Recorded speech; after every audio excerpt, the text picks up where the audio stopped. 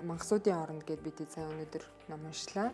За энэ номон дээр болохоор Макс хүү маань өөрийнхөө одоо төсөөллийн ертөнцид очиж тэр ертөнцид мангасуудын удирдагч хаан болж хувирдаг. Энэ бол өөрийнх нь төсөөлөл байдаг.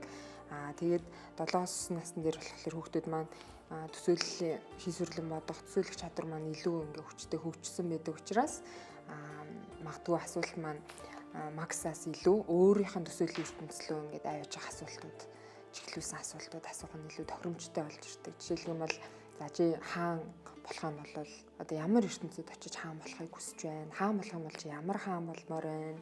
За хаан болохын тулд ямар байх ёстой вэ? За магадгүй охтууд маань болохоор би хаан болж чадахгүй штэ гэж хариулдаг. Тэгэнгүүт за хатан хаан болъё те. Хатан хаан болох юм бол чи ямар төрлийн хатан хаан болмоор байна? Энэ мангасуудыг удирдахын тулд эмэгтэй хүн чи ямар хаан хатан байж болох вэ гэдэг талаас нь асуудаг. Кола номын клубт багш Шавийн халуун дотны яриа этих оролцоогоор дүүрэн номын орчин бүрдэж бага наснаас нь унших соёлыг төлөвшүүлэхэд бодит хувь нэмэр оруулж байна. Мөн хүүхдүүд маань үгээр илэрхийлж чадахгүй мэдрэмжүүдээ дараа нь номынхаа дараа бүтээлийн цагаараа илэрхийлэх нэмэлт юм боломж бүрддэг гэж бид нар хардаг.